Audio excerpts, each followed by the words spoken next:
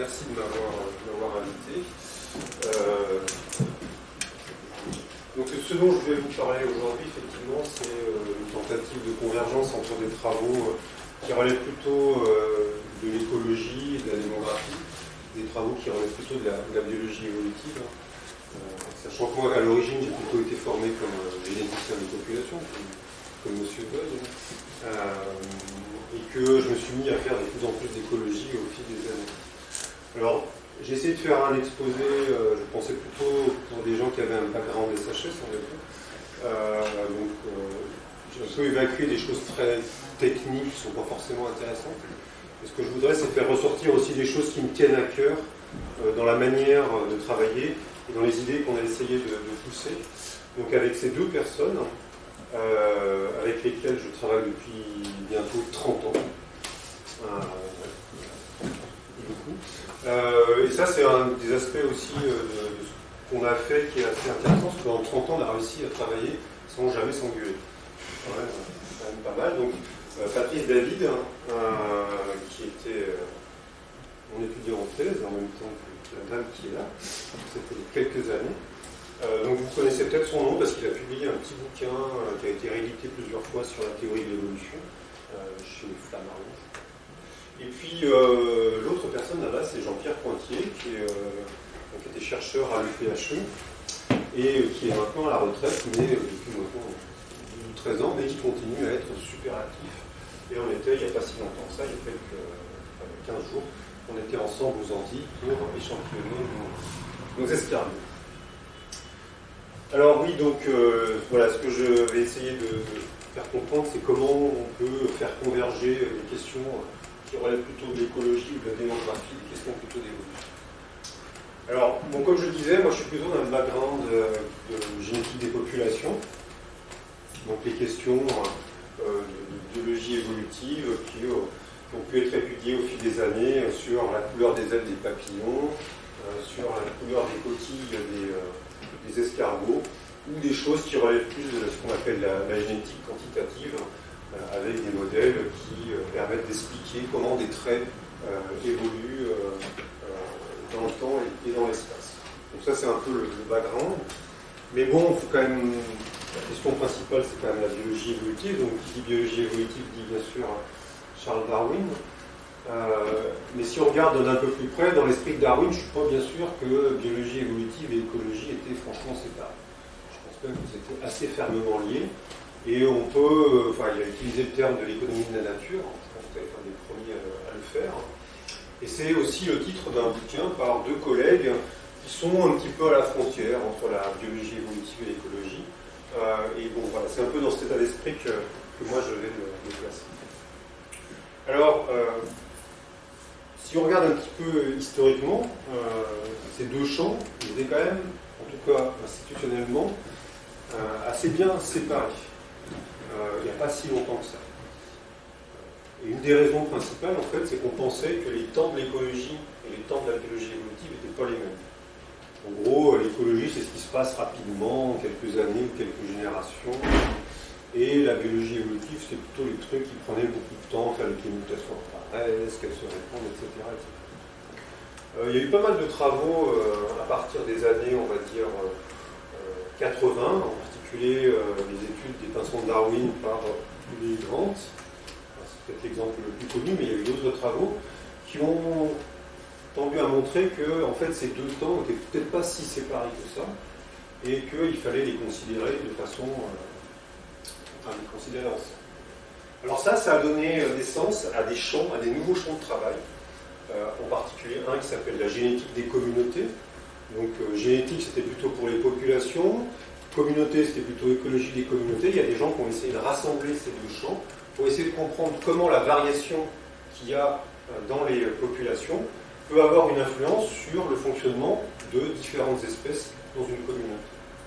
Et en particulier, il y a ce numéro spécial de Ecology en 2003, et puis après on va le retrouver dans un certain nombre de papiers où justement on va mélanger les deux approches. Donc, par exemple, une synthèse entre l'écologie des communautés et la biologie évolutive en 2007. Et puis bon, nous, à notre manière, avec Patrice et quelques autres, on avait un peu contribué en proposant espèce de trame éco-évolutive pour comprendre un thème qui nous intéresse particulièrement et dont je vais reparler, qui sont les invasions biologiques. Et puis c'est devenu vraiment quelque chose de plus prégnant là, depuis quelques années, avec carrément des bouquins sur le sujet, en particulier celui-là, Joan lui parle vraiment de dynamique éco-évolutive. Alors lui il vient plutôt de la génétique des populations, de la biologie évolutive pour aller vers les communautés. A contrario, McPeak fait un peu le cheminement inverse, c'est plutôt quelqu'un qui s'intéresse aux communautés et qui est venu vers la biologie évolutive. Et donc c'est vraiment quelque chose maintenant, si vous allez dans les congrès en biologie évolutive, c'est difficile d'échapper à ça. Et je pense qu'il y a vraiment des bonnes raisons. Alors on peut essayer de le voir à partir de schémas conceptuels. Alors celui-là en est un, où on va essayer de considérer, donc d'une part sur cet axe qui est en rouge, ce qui se passe sur des temps qui sont relativement courts, et puis là on va aller vers des temps qui sont plus longs, donc une échelle micro et une échelle macro, et puis après, selon, on va se placer sur des questions qui sont vraiment très évolutives ou des questions qui sont très écologiques. Et ce que ces deux auteurs ont essayé de faire, c'est de voir un peu qu'est-ce qui était important à considérer dans ces différentes situations. Donc, par exemple, si on est sur des temps qui sont vraiment courts et puis que c'est plutôt, on s'intéresse plutôt à comment l'évolution affecte les communautés d'espèces, eh bien, on va essayer de regarder comment la variation génétique qu'il y a dans les espèces va façonner l'interaction entre les espèces. Donc ça, c'est quelque chose qui est de plus en plus étudié, et non seulement d'un point de vue conceptuel, mais aussi d'un point de vue expérimental. Si on se place vraiment dans l'autre côté, c'est-à-dire sur des questions qui sont plutôt vers l'évolution, mais là sur des temps qui sont beaucoup plus longs, on va se poser des questions plutôt de diversification. Là, on va être plutôt sur des échelles de centaines de milliers, voire de millions d'années. Donc on n'est pas vraiment dans la même perspective, mais il n'empêche que le rôle environnemental reste extrêmement important, puisque la diversification en elle-même peut être en tout cas accompagnée, si ce n'est complètement dirigée, par l'environnement. Alors une autre manière de voir les choses, c'est sur une focale peut-être un petit peu plus précise, c'est de regarder ce qui se passe en termes de diversité génétique dans les populations, et de diversité spécifique dans les communautés. Donc, quelle quantité de diversité au sein de populations d'une espèce donnée, quelle quantité d'espèces au sein de communautés d'espèces. Et on sait que, en fait, ces deux aspects peuvent interagir pour différentes raisons. La première, c'est que, en fait, des caractéristiques locales peuvent avoir un effet sur ces deux types de diversité. Un truc qui est assez intuitif. Si vous avez une surface qui est par exemple de la taille de cette salle, vous allez pouvoir installer 3 vaches, ou 3 loups, ou quelques escargots. Si c'est 100 fois plus grand, il va y en avoir beaucoup plus. Donc il est clair que ça va affecter la quantité de diversité génétique qu'il y aura dans cet espace, mais ça peut aussi affecter la quantité d'espèces. Parce que vous pourrez peut-être mettre en même temps des loups, des vaches et des escargots dans une grande population, ce que vous ne pouvez pas faire dans une petite population. Alors ce qui est intéressant, il y a d'autres paramètres qui vont jouer. Est-ce que c'est des populations, des sites qui sont isolés? Est-ce qu'il y a de la variation, de l'hétérogénéité dans la qualité de l'habitat, ce genre de choses. Donc ce qui est intéressant, c'est que ces caractéristiques locales, elles vont avoir un effet sur des processus qui vont jouer sur la diversité génétique ici et sur la diversité spécifique ici. Et en particulier, c'est un petit peu les mêmes forces, en tout cas si on les regarde d'un peu haut. Ça va être la migration, donc qui joue sur les deux, à la fois sur la quantité de diversité dans les espèces et dans les communautés. Ça peut être ce qu'on appelle la dérive, donc dérive écologique si on est plutôt dans les communautés, dérive génétique si on est plutôt dans les populations. Donc ça veut dire en fait une fluctuation aléatoire dans le temps de la diversité qui est présente. Et puis après, on peut imaginer, donc ça c'est des effets qui vont être indirects, de l'environnement sur les deux niveaux. Et puis après, on peut imaginer des effets qui sont beaucoup plus directs. Imaginez par exemple que j'ai une espèce A et une espèce B qui sont dans un environnement. Si dans l'espèce A, par exemple, j'ai des bleus et des rouges, et que les bleus et les rouges par exemple sont extrêmement efficaces dans la compétition contre l'espèce B, il est possible que cette situation-là va conduire au fait que les rouges vont éliminer l'espèce B et peut-être aussi les bleus. Donc dans ce cas-là, la diversité qu'il y a dans la population peut avoir un effet sur la quantité d'espèces qu'il y a dans la communauté. Donc on a quelques exemples comme ça où on a réussi à le mettre en évidence. Ce n'est pas toujours très très évident, mais enfin, en tout cas, ça a été fait dans certains cas. Donc voilà, ça c'était un peu le cadre un peu général. Et puis un cadre peut-être un peu plus spécifique, parce qu'il renvoie à une manière dont les populations sont structurées dans l'espace, que je vais largement utiliser, c'est ce que j'ai appelé la trame méta. Alors qu'est-ce que c'est la trame méta?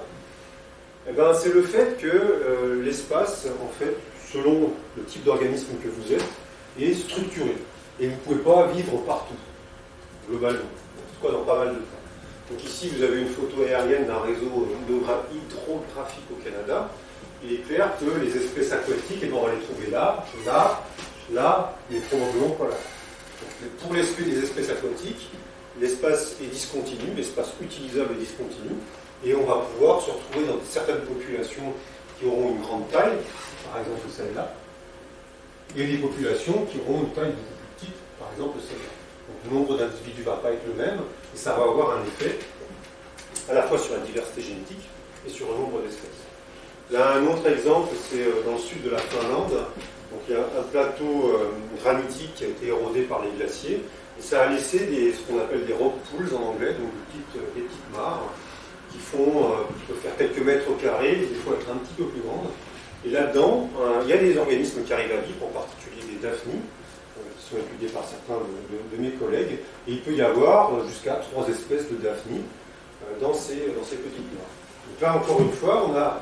Alors, c'est des espèces d'eau douce, hein. Ici c'est la mer, donc les daphnies elles vivent là, mais pas là. On va les trouver là, mais pas là.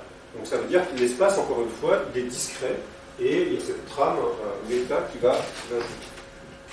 Alors pour reprendre un exemple peut-être encore plus frappant, donc là c'est une vue du ciel quelque part dans l'Indiana aux États-Unis. Donc là vous voyez des patchs de forêt, bien marqués. Il est clair que pour les espèces forestières, eh ben, c'est ces patchs qui vont être favorables, et puis pas des endroits où effectivement il n'y a pas de forêt. Et puis on peut avoir des choses un peu moins naturelles. Donc ça c'est la vue aérienne d'un système expérimental qui a été mis en place par le CNRS en Ariège, à Moulis, qui s'appelle un métatron. Et donc chacun de ces carrés, ça ressemble à une espèce de petite serre, dans laquelle il y a des organismes qui vivent. Vous voyez que les carrés sont reliés par des tuyaux, des corridors, et les chercheurs peuvent effectivement plus ou moins permettre aux espèces de bouger d'un site à un autre. Donc là, on a quelque chose qui est vraiment distribué dans l'espace, avec une possibilité de contrôler la migration entre les différents sites. Alors si je l'écris de façon un peu plus formalisée, un modèle graphique en tout cas, en reprenant des choses qui ont été écrites par Richard Levins, qui a fait aussi pas mal de choses intéressantes à la limite de la philosophie, ou Will Karnski qui a un peu fait sa carrière là-dessus. On peut représenter cette histoire de métapopulation comme un ensemble de populations donc, qui vont occuper des habitats favorables, ici on pourrait en noir, dans une trame d'habitat qui est défavorable. Les espèces n'iront pas. Et puis, ce qui peut se passer, c'est que la taille de ces populations n'est pas nécessairement la même. Donc ici, on va avoir 6 individus, ici on va avoir 2, ici on va avoir qu'un seul. Et chacune de ces populations peut être soumise à une extinction. Donc ça a été le cas ici. Les individus sont morts parce que je sais pas, ils ont été mangés, ou que une météorite qui leur est tombée sur la tête, je ne sais quoi. Et à partir du moment où un site a été éteint, il peut être recolonisé par les autres populations. Donc la dynamique globale du système, elle va être dictée par à la fois la taille des populations, les migrations entre les populations qui existent, mais le fait aussi qu'il y a ce processus d'extinction et de colonisation. Alors en fait, ça change de façon parfois considérable les attendus des modèles, à la fois d'un modèle de génétique des populations. On n'a pas les mêmes attendus si on a des extinctions de pollinisation que si on n'en a pas. Donc c'est important d'avoir cette trame en tête qui correspond quand même assez bien à notre intuition. Maintenant, on peut faire exactement le même modèle, mais au lieu d'avoir une seule espèce dans chacun des sites, on peut en avoir plusieurs. Présenté ici par des couleurs, donc bleu, vert, orange. Donc ici j'ai 3 espèces, ici j'en ai une seule. Et de la même façon, on peut avoir un site qui a été éteint, toutes les espèces sont mortes. Encore une fois, il y a une météorite qui est tombée, il y a une grosse bête qui est passée par là, qui a mangé tout. Et puis, un site qui s'est éteint, il peut être recolonisé. Là, j'ai représenté un site où il y avait 0 espèce, il y a 2 espèces qui ont colonisé. Et là, encore une fois, l'ajout des extinctions et de la colonisation est important pour comprendre comment le système fonctionne par rapport à une situation où il n'y en aurait pas. Les attendus sont pas là. Alors voilà un peu pour la trame générale que je vais utiliser. Maintenant, je vais vous présenter un petit peu le système dans lequel j'ai essayé depuis maintenant quelques années de mettre en musique tout ça. Donc, la Guadeloupe. Je ne sais pas si vous y êtes déjà allé, mais bon, l'image d'Épinal, c'est ça. D'abord, où est-ce que c'est la Guadeloupe? Ici, vous avez le Venezuela, Cuba, la Floride, la République dominicaine. Donc, la Guadeloupe, c'est ici, donc voilà. Là, c'est la Martinique. Voilà, l'image d'Épinal, effectivement, c'est des cocotiers, des plages, un joli volcan, rarement découvert, mais là, j'ai eu la chance. Mais en fait, là, moi, ma vision de la Guadeloupe, ça ressemble plutôt à ça. Donc des sites d'eau douce, il y en a un grand nombre. Pour une bonne partie qui sont artificiels, ils ont été construits, en tout cas formés après la colonisation, pour assurer en fait de l'eau, à la fois pour les humains et pour le bétail. Et puis, je ne sais pas si vous notez ici, il y a cette culture là derrière, c'est aussi une caractéristique assez marquante de la Guadeloupe, c'est de la canne à sucre. De l'excellent rhum, mais c'est assez omniprésent dans le paysage et c'est aussi une culture qui demande beaucoup d'intrants, donc ça veut dire que ces habitats ils sont quand même marqués par des apports de nitrates qui vont enrichir les eaux, qui vont permettre à des communautés plus riches de se maintenir que ce qu'elles devraient être. Alors la grande terre de Guadeloupe, si je considère les mares qui sont, eh ben, on peut les représenter sur cette carte. Vous avez l'échelle, là 5 km, donc à peu près une petite cinquantaine de kilomètres d'un bout à l'autre, ou du nord au sud. Et la direction de l'environnement a fait un comptage au début des années 2000. Il y a plus de 2000 mares qui ont été répertoriées sur cette grande terre de Guadeloupe. Donc ça fait une densité assez forte. Et nous, ça correspond en fait à une variété d'habitats d'eau douce. Il y a des mares, certes. Donc, par exemple, là, ça paraît assez évident. Ça, c'en est une aussi, mais vous voyez la couverture végétale, enfin, elle est en partie couverte par de la végétation. Ça arrive. Et puis on a d'autres milieux aussi, des ruisseaux, que localement on appelle des ravines. Et puis des zones qui sont à proximité de la mangrove, dans lesquelles il y a des résurgences d'eau douce, qui vont maintenir des milieux qui sont très favorables aux organismes qui m'intéressent. Alors, une autre caractéristique vraiment importante, c'est que donc il y a une saison des pluies et une saison sèche qui sont vraiment marquées. Alors, pour faire simple, la saison des pluies, ça va à peu près du mois d'août au mois de novembre-décembre, selon les années. Donc là, il peut tomber des quantités d'eau vraiment très très importantes. Et ensuite, de janvier à juillet, en général, il pleut beaucoup moins, en particulier de janvier à mars, une petite recrudescence, mais ça fait qu'on se retrouve avec des systèmes un petit peu comme on a dans le sud de la France, un peu d'ouest, où au même endroit, on peut avoir pas du tout d'eau, ou un terme de rivière qui passe. Donc ça veut dire que là, en fait, bon, c'est pas facile à voir, mais là, il y a une mare. Ça veut dire que cette mare qui est déconnectée des autres mares en saison sèche, elle peut être connectée en saison des pluies. Donc ça veut dire qu'il peut y avoir des échanges d'organismes en saison des pluies. Alors, moi je me suis focalisé sur une partie des organismes qui vivent dans ces mares, sont des escargots d'eau douce. Alors pourquoi ces escargots? D'une part, il n'y a pas trop d'espèces, il y en a une trentaine. Ça veut dire que quand on va sur place, on est capable de toutes les reconnaître sans trop s'embêter. Et puis deuxièmement, ils constituent la majeure partie de ce qu'on appelle le macrobenthos. En gros, c'est les grosses bêtes qui vivent dans les mares. Donc, ça veut dire les poissons, les gros crustacés, les insectes et leurs larves, les batraciens. C'est la plus grosse partie, c'est en nombre et en masse. Donc ça veut dire qu'ils jouent certainement un rôle assez important aussi. Après, une deuxième raison, c'est que, tout à l'heure j'ai mentionné le fait que je m'intéressais aux invasions. Dans ces communautés, il y en a à peu près la moitié, dans cette communauté, pardon, il y en a à peu près la moitié des espèces qui sont locales. Ça veut dire local, elles étaient là avant 1950. Avant, on n'avait pas trop d'idées, des suivis très très précis.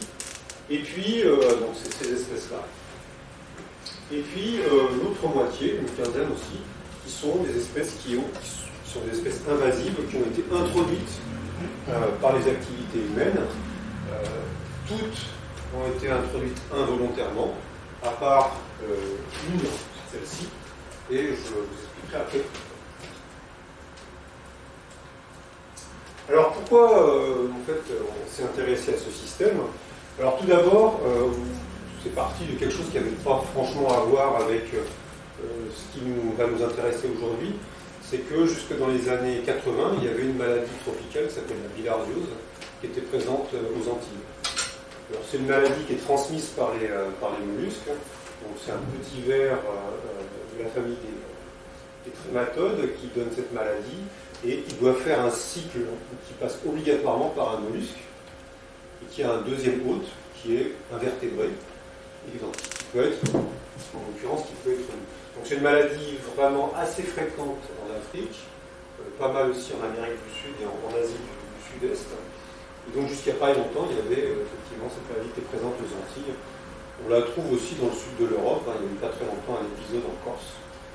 Donc pas si loin que ça. Donc en tout cas, l'État français à ce moment-là a dit ça c'est une maladie qui remonte, on n'en veut pas, il faut qu'on lutte contre ça. Donc ça a conduit à des inventaires de biodiversité. Donc mon collègue Jean-Pierre Pointier, que je mentionnais tout à l'heure, a commencé à travailler là-bas en 1972. Donc on n'est pas loin de 50 ans. Il a fait ses inventaires qui nous servent de base encore aujourd'hui. Ça nous permet d'avoir un point zéro de ce qui se passait dans les années 70. Et puis, à partir des années 70, c'est allé très très régulièrement aux Antilles, c'était pas de façon systématique, mais en tout cas, il a fait des inventaires réguliers qui nous permettent de savoir, c'est pour ça que je peux vous dire, telle espèce, elle est arrivée depuis telle époque. Et lui, il s'intéressait d'une part à savoir comment on pouvait lutter contre les escargots qui transmettaient la bilharziose, et puis, très rapidement, il s'est intéressé, parce qu'il a vu qu'il y avait des nouvelles espèces qui arrivaient, il s'est intéressé à ces espèces invasives, savoir quelle était leur démographie, quand elles arrivaient, où est-ce qu'elles arrivaient, comment elles s'étendaient dans l'espace, etc. Et bon, c'est là que nous, on est arrivé avec Patrice David. On a apporté une approche, un intérêt peut-être plus de génétique des populations, de biologie évolutive, et puis d'essayer de lier cet aspect génétique avec de la démographie des espèces, et puis la qualité des liens. Donc globalement, ce qu'on a fait, donc ça c'était en Guadeloupe, c'était une bonne vingtaine d'années, on a eu une démarche assez pragmatique, au sens où on nous a apporté un système sur un plateau, en disant c'est super intéressant, ça a l'air intéressant, il faut faire des choses sympas. Donc la première chose qu'on a faite, c'est qu'on a refait un inventaire complet en échantillonnant littéralement des centaines de sites, pour voir un peu ce qu'il y avait. Donc c'est là où je parle d'une démarche assez pragmatique. Ensuite, elle a quand même été un petit peu hypothético-déductive, parce que de temps en temps, on a émis des idées sur le fonctionnement de certaines espèces, et j'y reviendrai tout à l'heure, et on a testé ça. Donc, on a pu avoir cette approche. Et puis, on a fait pas mal d'inductions sur ce qu'on a observé. Donc, on a observé plein de choses, on a observé l'arrivée de nouvelles espèces, on a observé comment elles s'étendaient, on a observé comment évoluaient les milieux, et ça nous permet effectivement de faire des espèces d'aller-retour entre l'observation, ce qu'on va tester, et ce qu'on va faire ensuite au laboratoire. Et puis, ce qu'on a fait aussi, et ça on l'avait fait de façon assez explicite, on a fait des paris. Alors, les paris qu'on a fait, c'est cela. Alors tout d'abord, donc nous on a commencé à bosser là-bas, notre collègue Jean-Pierre Pointier travaillait depuis 25 ans, donc on s'est mis vraiment dans une perspective à long terme. Ça, alors, on ne savait pas comment on allait financer ça, c'est un problème aujourd'hui, Mais en tout cas, on s'est mis dans l'idée qu'on allait travailler sur le long terme, sur le temporel. Pas juste parce qu'on voulait passer 15 jours ou 3 semaines par an aux Antilles, mais parce que ça permet de faire quelque chose qu'on ne peut pas voir sinon. Alors, ça permet de voir des transitions entre états. Qu'est-ce qui s'est passé entre T plus 1, entre T, pardon, et T plus 1. Et ça permet de faire des choses qu'on ne peut pas faire si on n'y va qu'une seule fois. Donc on peut estimer les transitions, ça veut dire que par exemple on peut voir que l'année T, une espèce était présente dans un site, et l'année T plus 1, elle n'y est plus. Donc à partir de là, on peut estimer un certain nombre de choses qu'on ne pourrait pas faire si on ne faisait qu'une observation spatialisée.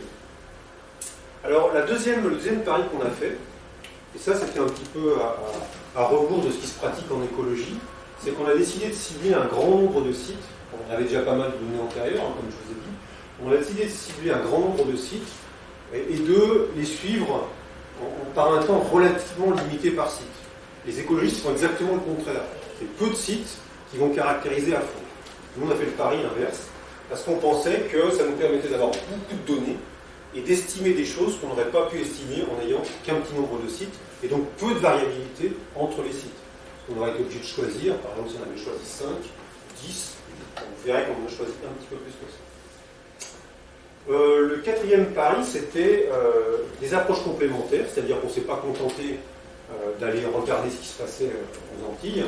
On a aussi ramené des individus au laboratoire, soit sous forme d'ADN, pour pouvoir étudier leur variabilité génétique, soit sous forme vivante, pour pouvoir faire des expérimentations au laboratoire, par exemple mesurer à quelle vitesse ils grandissent, à quelle vitesse s'ils survivent bien, etc., etc. Et donc, au final, on avait une approche qui ciblait à la fois des espèces, donc de génétique des populations, et puis des communautés, puisqu'on avait ces 30 espèces qui vivent ensemble. On avait de la démographie, puisque chaque année, on y allait, puis on regardait quelle quantité de bestioles il y avait, et on caractérisait les milieux, comme je vais vous l'expliquer.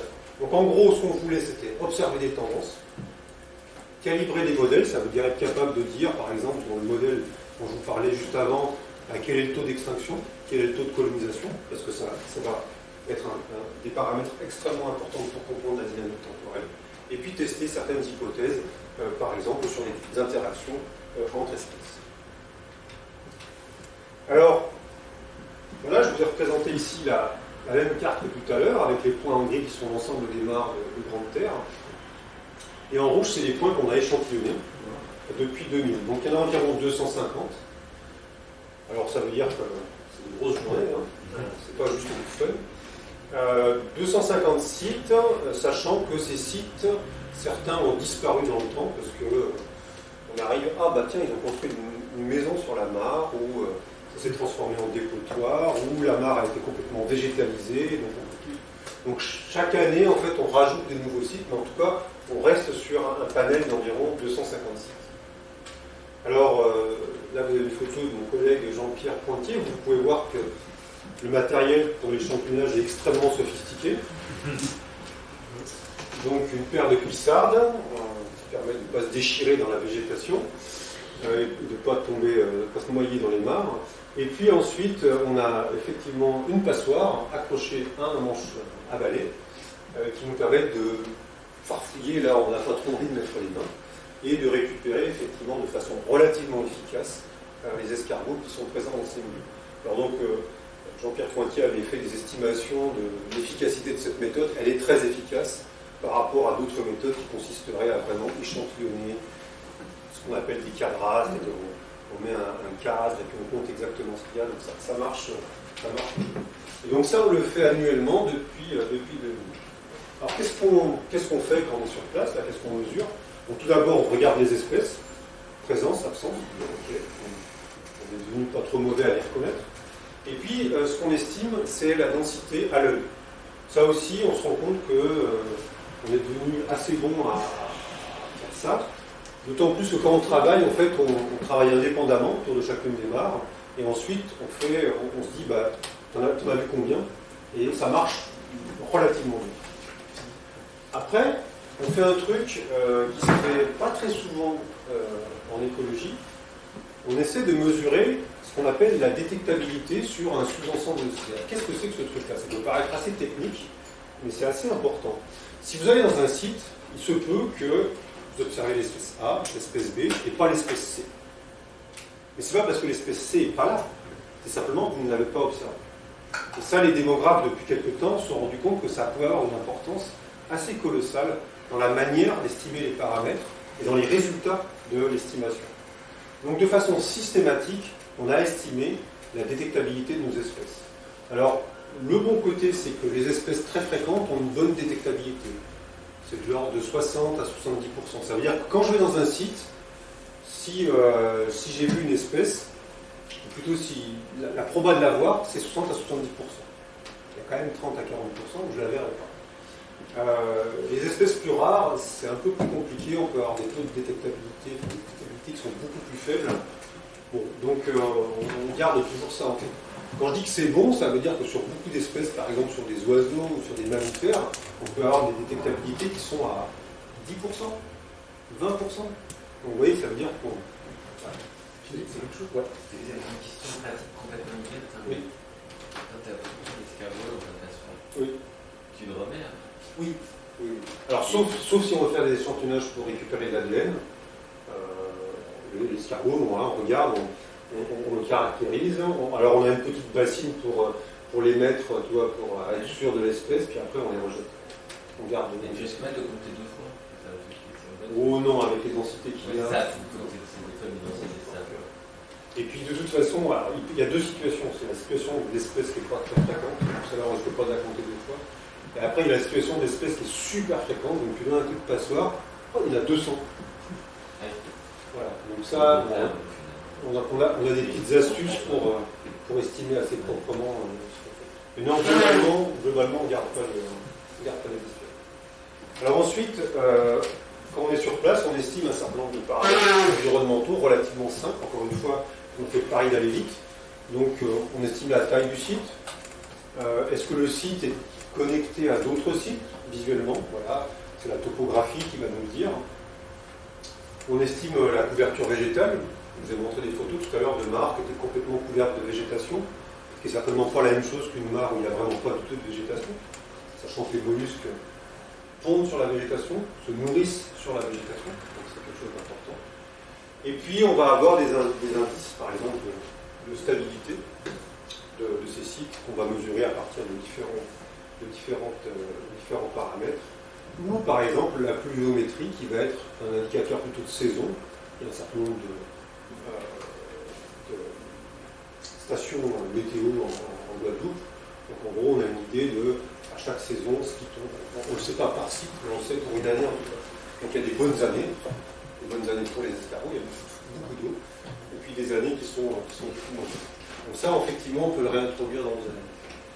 Alors, si je fais une petite représentation spatiale, et ici je vous ai donné ce qui s'appelle la richesse spécifique, c'est tout simplement le nombre d'espèces qu'il y a dans ces sites. Donc, les points noirs, c'est les sites qu'on échantillonne. Là, c'est une carte où on a fait un crigeage de la diversité. Et donc, vous voyez qu'on peut avoir peu d'espèces, en moyenne, c'est moyenné sur 15 ans, ça. Donc, on a les sites qui sont plutôt vers le rouge. Donc, c'est les parties en fait, qui sont les plus sèches de l'île. Et puis, des valeurs beaucoup plus élevées, jusqu'à 8 espèces par site, dans les zones qui sont donc voilà, des bonnes variabilités à l'échelle de cette petite île. Et puis on peut faire la même chose pour la différence entre les sites, donc ce que j'appelle la différenciation temporelle. Ça veut dire, je prends un site, et puis je regarde ce qui se passe, la différence qu'il y a entre l'année 0 et l'année 1, entre l'année 1 et l'année 2, l'année 2, l'année 3, etc. Et je peux calculer un indice de différenciation. Donc si cet indice est très fort, ça veut dire que le turnover temporel est extrêmement important. Ça veut dire que je ne retrouve pas les mêmes espèces d'une année sur l'autre. Donc c'est le cas dans les parties qui sont en rouge. Et puis dans les parties qui sont en bleu, le turnover il est plus proche de 0. Ça veut dire que les communautés sont super stables dans le temps. Je retrouve toujours les mêmes espèces. Donc voilà comment on peut le représenter. Alors, maintenant je vais passer des choses où on a essayé d'aller un petit peu plus loin que juste une représentation, une visualisation spatiale. Alors tout d'abord, bon, je vous ai parlé de ce modèle de métapopulation, et on a essayé de le tester, parce que même si c'est un modèle qui est super utilisé en biologie évolutive, en démographie, il est très rarement testé. Donc nous, ce qu'on a essayé de faire, c'était de combiner les approches de génétique, de démographie et d'écologie pour pouvoir tester si effectivement on avait un modèle en métapopulation. Alors, donc je vous ai expliqué tout à l'heure ce que c'était qu'une métapopulation. Donc Ikansky avait proposé une définition assez claire de comment on doit avoir qu'est-ce qu'est une métapopulation. Donc on a un site qui va héberger une population, et cette population elle se reproduit. C'est pas juste un truc qui ne se reproduit pas, donc il n'y a pas de descendance. Chaque site peut s'éteindre et être recolonisé. Voilà, extinction, recolonisation. Et puis les populations, chaque population a des dynamiques qui sont asynchrones. Voilà, à partir de là, on définit une métapopulation.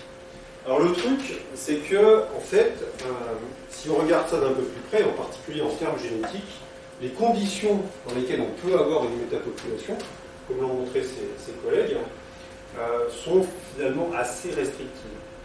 Et donc il ne suffit pas de voir qu'il y a des extinctions et des colonisations, il ne suffit pas de voir qu'il y a des trucs asynchrones, des populations asynchrones. Il faut aussi arriver à l'analyser d'un peu plus près pour être sûr qu'on a une métapopulation. Alors, comme je vous ai expliqué depuis le début, c'est une idée qui paraît super appropriée pour nos escargots d'eau douce. Et donc depuis ma thèse, maintenant fort longtemps, je dis les escargots ils marchent en métapopulation, donc, parce qu'on a des espaces qui sont limités, parce qu'on a l'extinction de la colonisation, parce qu'effectivement il y a cette synchronie dynamique, etc. Et puis c'est vrai que quand on regarde la Guadeloupe vue de haut, les sites que je vous ai présentés tout à l'heure, on a vraiment l'impression d'être dans un bouquin de cours, ou le bouquin de Lansky, ça ressemble vraiment. C'est peut-être comme le Canada Dry, mais ça ressemble vraiment à une métapopulation. Donc on a toujours dit, c'est vraiment ce que ça devrait. Et donc ce qu'on a fait, c'est d'essayer de comparer un peu ce qui venait de la démographie et de la génétique pour mieux comprendre ça. Alors, on a fait deux choses. Tout d'abord, on suce de tous les données que je vous ai présentées auparavant, c'est-à-dire les données environnementales et démographiques, est-ce que les populations sont là, quelle quantité d'individus il y a. On a aussi obtenu des données génétiques. Alors bon, les marqueurs qu'on a utilisés, c'est plus important, ça s'appelle des microsatellites. Et ce qu'on a fait, c'est qu'on a à la fois fait un échantillonnage spatial. Donc vous voyez toutes les populations qui sont soit par des triangles, soit par des carrés, on les a échantillonnées, on a ramené des individus, on a regardé leur ADN. Et puis pour un sous-ensemble de ces populations, celles qui sont au triangle, en fait on a fait la même analyse plusieurs années de suite. En fait on a fait 4 ans de suite. Donc ça veut dire que 4 années de suite, on pouvait regarder s'il y avait effectivement des variations des fréquences de ces microsatellites, donc des allèles microsatellites dans les populations. Et on pouvait corréler ça, essayer en tout cas de corréler ça, à des événements démographiques qu'on avait vus. C'est-à-dire la variation de densité de la population, et éventuellement la possibilité que la population se soit éteinte ou pas éteinte. Donc imaginez l'instant 1, on est venu, après il y a eu 2, 3, 4. Alors on pouvait tester des choses. Si par exemple à 1, l'espèce était présente et qu'elle était absente à 2 et 3 et qu'on l'a retrouvée à 4, on s'attendait à ce qu'il y ait un goulot d'étranglement. Ça, on a pu effectivement le tester directement. Alors ce que je n'ai pas dit, c'est on a fait ça sur cette espèce-là, qui avait un nom imprononçable. Donc c'était la thèse de... J'ai une question. Oui. Pourquoi les microsatellites, c'est pas une séquence qui évolue très vite? Si, justement. Et, mais du coup, vous avez testé dans quelle cellule? La lignée germinale ou ça, de toute façon, quand on fait ce genre d'études d'ADN, oui, on prend l'escargot, on l'écrase et on récupère tout l'ADN. C'est l'ADN qu'on a. On considère que toutes les cellules ont à peu près le même ADN. C'est pas tout à fait vrai, mais là, pour ce qui nous concerne, ça marche relativement bien. Alors l'intérêt des microsatellites ici, c'est que c'est des marqueurs qui sont extrêmement variables. Donc on peut s'attendre à avoir de la différence entre les populations, parce qu'ils évoluent relativement vite. Mais pas assez vite à cette échelle-là. Donc ça marche. Alors là, ça a été, pour les spécialistes, on avait jusqu'à 50 allèles par population. Donc, on avait du polymorphisme. On ne sait pas en milliers. Il n'y a pas toujours été de télescope. Et alors, à partir de ça, donc, à partir de nos données à la fois donc, génétiques, démographiques et environnementales. Ce qu'on a fait, c'est peu importe le tableau, ce qu'on a fait, c'est qu'on a essayé pour 3 grands types de modèles, que je vais décrire après, de faire des prédictions sur un certain nombre de paramètres. Donc, par exemple, sur ces 3 types de modèles, pour ce qui est de l'extinction et de la recolonisation, dans ce modèle-là, il n'y en a pas, dans ce modèle-là, il n'y en a pas, et dans ce modèle-là, il y en a. Alors, c'est quoi ces modèles? Je reprends tout bêtement le modèle de métapopulation, et je le simplifie. Donc, je fais un modèle, celui-là, qui est le centre, c'est une métapopulation, mais il n'y a pas d'extinction et pas de colonisation. Il y a juste des échanges entre les populations et des sites de taille différentes. Et pour faire ce modèle symétrique, je fais encore plus simple. Je suppose que toutes les populations ont la même taille. Les sites vont héberger la même quantité d'individus, la même quantité de variantes génétiques. Donc en fait, vous voyez, ce qu'on a pu faire pour les 3 modèles, c'est un certain nombre de prédictions sur, par exemple, ici, un indicateur de différenciation génétique entre les sites. Ici, la différenciation temporelle dans les sites, donc c'est le site qu'on a échantillonné plusieurs fois. Et puis, bon, voilà. Donc on avait un certain nombre de prédictions, et si vous regardez ces colonnes, en fait, c'est suffisamment discriminant pour qu'à la fin, on soit capable de dire « Ah, bah c'est plutôt celui-là, ou plutôt celui-là, ou plutôt celui-là ». Alors, je vais faire un focus sur certaines des prédictions qu'on a faites. Donc là, ce qu'on avait prédit, c'était quel était l'effet des certaines caractéristiques de chaque site. Donc les caractéristiques, c'est par exemple la taille, est-ce que le site est plus ou moins grand. La connectivité, est-ce qu'il est plus ou moins connecté aux autres sites. La stabilité, est-ce qu'il est plus ou moins stable dans le temps, en termes de quantité d'eau. Et puis, un truc qu'on a appelé l'âge apparent des populations, comme on a fait un suivi dans le temps, on sait depuis combien de temps le site a été occupé de façon continue par ces populations. Et donc, les prédictions dans les 3 modèles sont pour les indicateurs donc, de différenciation génétique entre les populations et de quantité de diversité dans les populations. On avait les 4 prédictions. Donc, vous voyez que ce n'est pas les mêmes pour les trois modèles. Alors, certaines sont identiques, par exemple ici, ici. Et si on compare les 3 modèles, on peut faire la différence. Et en fait, ce qu'on a observé, donc tout d'abord, si je regarde la différenciation génétique, et ben, en fait, on s'est rendu compte que cette différenciation génétique, elle diminuait avec la connexion entre les sites. Alors ça fait sens, c'est assez intuitif. Plus les sites sont connectés les uns aux autres, et plus la différenciation entre les sites va être petite. Puisque effectivement, il y a beaucoup d'échanges. Donc il y a cette corrélation négative. La taille à long terme des populations, qui était un autre indicateur qu'on a utilisé, qui est un indicateur démographique, est aussi connecté à cette différenciation. En revanche, on n'avait pas vu d'effet de la stabilité ou de l'âge de la population. Et donc si je reprends le tableau que je vous ai présenté juste avant, ce qu'on a observé en fait, c'était ça, oui, pour ce modèle-là. Donc il y avait 2 prédictions sur 4 qui fonctionnaient. Pour ce modèle-là, on avait 2 prédictions sur 4 aussi qui fonctionnaient. Et pour ce modèle-là, on avait 4 sur 4. Donc par principe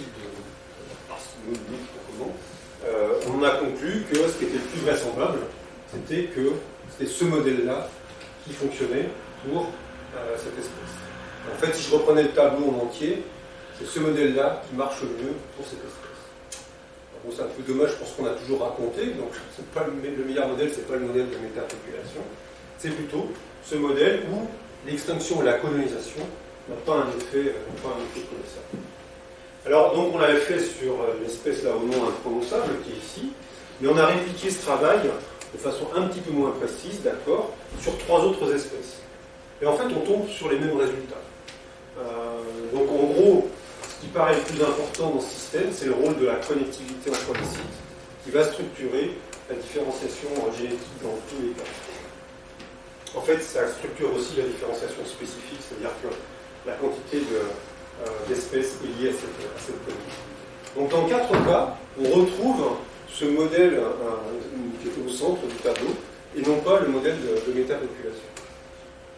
Donc, peut-être que l'intuition, et puis ce qu'on racontait depuis quelques années, n'était pas aussi vrai que ça. Donc en fait, en termes génétiques, on a plutôt une population qui est structurée, où l'effet de l'extinction et de la colonisation n'est pas super fort. Mais en termes démographiques, les extinctions et les colonisations, on les observe. Ça veut simplement dire que c'est pas parce qu'il y a des extinctions et des colonisations démographiques que ça a un effet sur la quantité de diversité génétique qu'il y a dans les populations.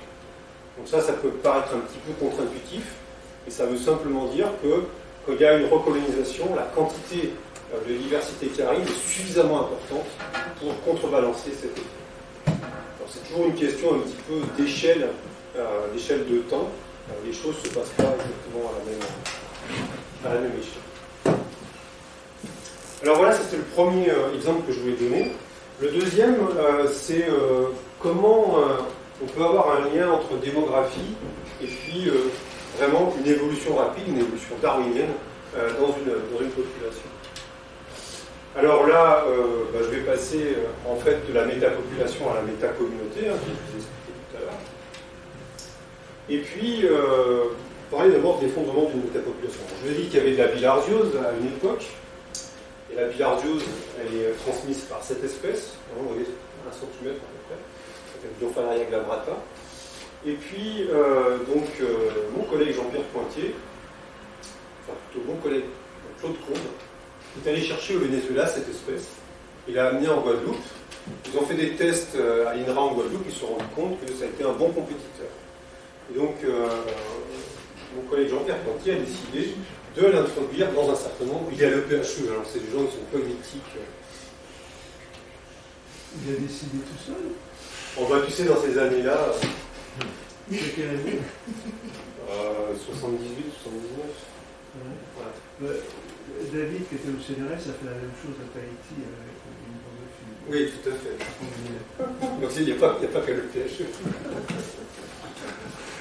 Alors donc l'idée c'était de tester l'efficacité du contrôle biologique, est-ce que ça marchait, de mesurer l'impact sur cet escargot certes, mais aussi sur les autres, parce que ça n'avait pas un impact, et puis quel impact sur l'environnement et en particulier sur les plantes aquatiques. Donc voilà ce qu'il a fait. En gros, donc cette espèce, il l'a introduite dans les sites qui sont en noir, et puis il a continué à suivre des sites qui sont en blanc ici, donc au total il y en a une trentaine.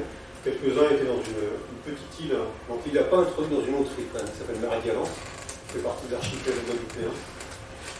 Donc en gros, il avait 15 sites contrôle et 15 sites où il avait introduit l'espèce. Et puis pendant 13 ans, il a fait un suivi en présence-absence de l'ensemble des espèces qui étaient dans ces mares, deux fois par an. Alors qu'est-ce qu'on a observé? Alors tout d'abord, j'ai pris l'exemple d'espèces qui sont relativement fréquentes dans ces milieux. Visiblement, elles n'ont pas été affectées. Vous voyez que là, il n'y a pas de différence ici pour cette espèce, la Bionfalaria, qui est un autre Bionfalaria, entre les sites où l'espèce a été introduite et ceux où elle n'a pas été introduite, c'est à peu près pareil. Et puis pour cet l'autre là qui a un nom imprononçable, c'est pareil, en fait ça a varié dans le temps, mais bon, il n'y avait pas de différence entre les sites où Marisa avait été introduite et ceux où elle n'avait pas été introduite. Maintenant, pour Bionfalaria glabrata, l'effet a été quand même assez majeur. Puisque les sites dans lesquels l'espèce Marisa a été introduite, Bionfalaria s'est cassé la figure très très rapidement, entre 88 et environ 94, et ensuite n'est pas réapparu. Alors ce qui est intéressant, c'est que dans les sites où cette espèce n'a pas été introduite, il y a quand même eu une baisse de fréquence qui est tout à fait significative. Alors qu'est-ce qui explique ça? Alors tout d'abord, en tout cas c'est l'explication qu'on nous a donnée, c'est que les sites dans lesquels Marisa a été introduite, la quantité de nénuphars, donc Nymphéa, a considérablement diminué. Ce qui n'a pas été le cas dans les sites où elle n'a pas été introduite. Alors, pourquoi ça pourrait expliquer? Tout simplement parce que cette plante, Nymphéa, sert d'endroit de ponte pour l'espèce Bionfalaria. À partir du moment où l'espèce n'est plus présente, la plante n'est plus présente, il n'y a plus trop d'endroits pour pondre, et donc ça pourrait expliquer en tout cas la chute de la population. Alors donc dans ce cas-là, on a eu effectivement une compétition qui a été très efficace et asymétrique entre les deux espèces, puisque une espèce a continué à vivre et l'autre a disparu. Il n'y a pas eu d'effet marqué sur les autres espèces, et puis il y a eu un effet environnemental, un peu de désherbage des sites à l'IRE, c'est l'influence qui était présent. Donc, voilà ce que je vous expliquais. On a certainement eu ce qu'on appelle une compétition par interférence. Les supports de pompe de Buon-Fallaria Glabrata ont disparu à cause de l'activité de Marisa, donc il n'y avait plus de quoi assurer la reproduction. Alors ce qui est intéressant, c'est que même dans les sites où l'espèce n'a pas été introduite, l'espèce Marisa, Buon-Fallaria s'est cassé la figure. Et si on regarde, donc là vous voyez, c'est cassé la figure comme ça, mais si je regardais une tendance à long terme, parce que là on s'arrête en 2000, donc c'est le moment où nous on a commencé à travailler là-bas, en tout cas avec Patrice, en fait, Buon-Fallaria Glabrata est diminué, et actuellement on le trouve à peine dans 10% des sites. Donc en fait, c'est pas impossible qu'on a diminué tellement fortement le nombre de populations où il était présent, qu'il n'y avait plus assez de migration pour alimenter l'ensemble de la métapopulation. C'est ce qu'on appelle, ce qu'on aussi appelé un effet métapopulation. Donc ça c'est un bel exemple, et j'en connais pas beaucoup d'autres, mais c'est un effet qui est purement démographique. En tout cas, on n'a pas mesuré l'effet génétique. Maintenant, on pourrait très bien imaginer que quand on a deux espèces qui rentrent comme ça en compétition, au-delà de l'effondrement démographique d'une des espèces, on pourrait aussi imaginer que l'espèce locale, elle peut par exemple modifier ses traits pour pouvoir réagir à l'introduction de la nouvelle espèce. Donc c'est ce que j'ai représenté ici. Imaginez qu'avant l'introduction, l'espèce locale en jaune a ce trait-là, la taille par exemple, le nombre de petits. Et puis arrive une espèce en rouge qui a quasiment la même distribution. Et ce qui peut se passer, c'est qu'en fait, l'espèce jaune va se décaler, ici vers la gauche, pour pouvoir occuper une partie de l'espace que l'espèce rouge n'occupe pas. On appelle ça un déplacement de caractère. Donc c'est un thème assez récurrent en évolution. La question, c'est dans quelle direction, comment ça se passe, et peut-on vraiment le caractériser? Alors, j'ai des collègues qui travaillent sur des lézards anoles, aux Antilles aussi, qui ont été capables de montrer qu'effectivement, dans le cas de l'interaction entre ces deux lézards, celui-ci, qui était un local, pour pouvoir survivre à l'invasion par celui-ci, qui est un invasif, en fait, a développé des caractères qui font qu'ils ne vont plus être en compétition. Ils n'occupent plus exactement la même niche dans l'espace. Alors c'est un peu ce qui s'est passé entre ces deux bébés que je vous ai montré déjà tout à l'heure, qui sont en fait des filles, on appelle ça. Donc celle-ci, c'est la bête la plus fréquente dans notre métapopulation. Donc si je regarde le nombre de sites occupés, là on est à 75%, et les points en noir. Voilà, ça a varié un petit peu. Bon, ça c'est juste un effet d'échantillonnage. Donc voilà, on est toujours à 75%. Et puis, une autre espèce, qui s'appelle Phisa acuta, elle, quand on a fait le premier échantillonnage en 2000, elle était présente dans 2 sites. Et ce qu'on a vu au fil du temps, c'est qu'elle a augmenté doucement mais sûrement, et aujourd'hui elle est présente dans 50-60% des sites. Alors comme vous pouvez le voir, ces deux espèces, elles se ressemblent assez étrangement, de telle façon que sur le terrain, on est assez prudent quand on les identifie pour ne pas se tromper. Alors ce qu'on sait aussi, grâce à notre suivi à long terme, c'est que si on regarde la densité de l'espèce locale, alors ici c'est une échelle log, donc il faut vraiment les tirer, et si je le mets en fonction du nombre d'années depuis l'arrivée de l'espèce introduite, c'est-à-dire qu'ici on a des populations de l'espèce locale qui n'ont jamais vu l'espèce introduite, ici elles l'ont vue depuis une période de 1 à 4 ans, ici de 5 à 8 ans, et ici de plus de 9 ans. Et ce qu'on voit, c'est qu'il y a une chute assez brutale de la densité de l'espèce locale quand l'espèce invasive est arrivée. Donc il y a un effet démographique massif, comme on l'avait déjà observé dans le cas précédent. Alors nous, ce qu'on a voulu voir, c'est est-ce qu'il y a eu aussi un effet sur les traits. Alors ce qu'on a fait, on a échantillonné les deux espèces dans respectivement 16 et 17 populations, je crois. On a ramené plein d'individus à Montpellier. On a fait une expérience au laboratoire pour mesurer en fait les traits. Alors pour ce qui est de l'espèce marmorata, on avait 14 populations en fait. Donc 5 qui n'avaient jamais été envahies, qui n'avaient jamais vu l'autre espèce, et 9 qui avaient été envahies depuis plus de 2 ans. Donc on a fait ce qu'on appelle une expérience en jardin commun, c'est-à-dire qu'on a mis tout le monde dans les mêmes conditions. Alors ce n'est pas les conditions de nature, mais tout le monde est dans les mêmes conditions.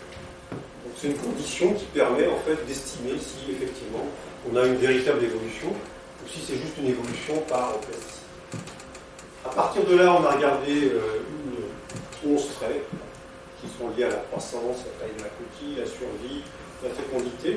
Donc au laboratoire, en mettant les escargots dans ces petites boîtes, on les nourrit avec de la salade, on leur change l'eau régulièrement pour qu'ils soient bien contents, et on suit ça pendant plusieurs semaines.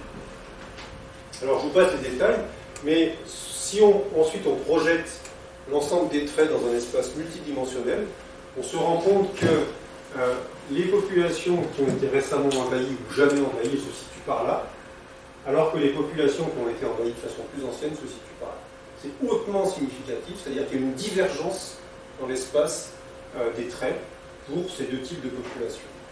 Et en fait, donc ça c'est pour l'espèce locale, et pour l'espèce qui a envahi, il n'y avait pas de différence. Elle n'a pas bougé, elle fait la même chose, que ce soit en présence de l'espèce ou pas, de l'espèce locale. Donc on voit qu'on a pu avoir un déplacement de trait, et en fait, ce qui s'est passé, c'est que l'espèce locale, elle est allée vers un cycle de vie plus rapide. Elle se reproduit plus tôt, elle fait des petits qui sont plus petits, elle en fait un peu plus, donc c'est un truc assez classique en écologie. Et ça lui a permis probablement de s'écarter de l'espèce invasive le long d'un continuum de ce qu'on appelle la compétition, la colonisation, et d'aller vers un style de vie qui lui permet de mieux être colonisatrice que l'espèce invasive.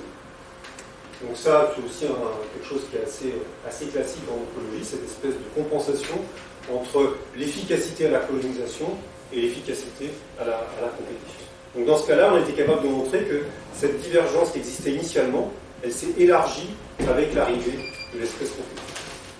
Donc ça, c'est un exemple. Il n'y a pas beaucoup d'exemples, on a pu le montrer, mais là, encore une fois, je pense que c'est le suivi à long terme qui nous permet d'avoir cette vision un petit peu complète de cette histoire. Alors, j'en arrive vers la fin de l'exposé. Donc, qu'est-ce que je peux retenir de ce cas d'étude Guadeloupe? Tout d'abord, il y a un intérêt à considérer les gènes et les espèces en même temps. C'est pas si souvent fait que ça. Il y a un intérêt à avoir des données à long terme. Ça nous a permis en particulier de tester ces modèles de méta-population, de méta-communauté. Ça nous a permis aussi de montrer quels étaient les facteurs de l'environnement qui étaient importants. Dans notre cas, c'est la connectivité entre les sites qui a l'air d'être le facteur le plus important dans tout ce qu'on a été capable de mesurer. Et puis enfin, on a été capable, avec ce genre de photos, de détecter une interaction entre compétition et évolution. Ça aussi, c'est pas très facile à faire en nature. C'est beaucoup fait, de plus en plus fait au laboratoire sur des micro-organismes. Il y a de magnifiques papiers sur le sujet. En nature, c'est un peu plus compliqué. Donc à partir de là, qu'est-ce qu'on peut faire? Là, je vous ai montré qu'on avait regardé les interactions chez deux espèces, qui s'appellent des physes. Notre idée, c'est de généraliser un petit peu cette trame. On a commencé à le faire pour aller vers la compréhension des interactions entre l'ensemble des espèces. Et puis, de regarder d'un peu plus près comment ces traits, et puis surtout la reproduction de ces espèces. Alors, je ne vais pas trop insister là-dessus, mais en gros, dans ces espèces, il y a des espèces qui font la reproduction toutes seules, de l'autofécondation, de la parthénogenèse, qui n'ont pas besoin de partenaires, et d'autres espèces qui utilisent un partenaire. Donc ça aussi, c'est une grande distinction en biologie évolutive. On n'a pas encore trop regardé ça, mais c'est des choses qui nous intéressent. Et puis bien entendu, le dernier truc important, c'est qu'on est dans un contexte de changements environnementaux, donc ça c'est un peu la tarte à la crème. Juste pour vous donner une idée de ce qui se passe dans les Caraïbes, la prédiction, alors c'est des prédictions de quelques années, à 2100, c'est plus 1,5 à plus 4 degrés. En fait, les plus 1,5, on y est déjà. Donc, ça sera plutôt plus 4, probablement. Ça sera plus de pluie intense pendant la saison des pluies et des ouragans plus fréquents et violents. Donc là, ce que j'ai représenté, c'est entre 92 et 2010. Là, c'est les tempêtes tropicales en rouge, et ça, c'est les ouragans. Donc là, c'est la moyenne, le trait vert. Donc vous voyez qu'il y a une légère tendance à ce que ça augmente. Donc ça, c'est quelque chose qui va certainement impacter les communautés de nos bestioles, parce qu'il y a un gradient, je n'avais pas dit ça tout à l'heure, il y a un gradient thermique assez important à l'échelle de la Grande Terre de Guadeloupe, avec des endroits qui sont déjà relativement secs, ils tombent à peu près un peu plus d'1 mètre. Dans une zone tropicale où il fait chaud tout le temps, c'est vraiment pas beaucoup. et des zones où il pleut beaucoup plus. Donc on peut imaginer que dans ces zones-là, les milieux d'eau douce vont devenir de plus en plus défavorables à nos organismes, et donc on va avoir une contraction de la communauté vers des sites, des endroits qui seront plus favorables. Ça, on l'observe déjà parce qu'on a perdu beaucoup de sites dans le nord de l'île et dans l'est. Bon, voilà, le travail aux Antilles, ça apporte plein de bienfaits intellectuels. C'est aussi faire face à des environnements extrêmement hostiles. Donc la pluie, le bétail, il y a un taureau à peu près à côté de chaque mare. Le danger de s'embourber, ces sites sont vraiment très boueux. Donc là, ma collègue Élodie a été sauvée de justesse. Mais bon, de temps en temps, quand même, on se repose et il y a quand même des bons moments. Donc voilà, alors tout ça, c'est un travail, comme je l'ai dit, qui dure depuis, bon, pour ce qui est de Jean-Pierre Pointier, depuis 1972, pour ce qui est de Patrice David et moi, depuis une grosse vingtaine d'années. C'est aussi beaucoup de gens qui sont venus avec nous, donc c'est un travail d'équipe, c'est aussi quelque chose, une dimension que j'aime beaucoup. Et puis voilà, bon, bien sûr, il a fallu qu'on ait des sous pour faire ça. Donc on a un peu bricolé, tous ces travaux à long terme, c'est un peu du bricolage. Une fois c'est un peu le labo, une fois c'est un peu l'INE, une fois c'est un peu l'Université de Montpellier. On récupère 3 sous sur les ANR qui ne sont pas censés financer ça. On fait tout ça, donc voilà. Et puis voilà, je vous remercie. Et si vous avez des questions, j'ai peut-être été un petit peu long.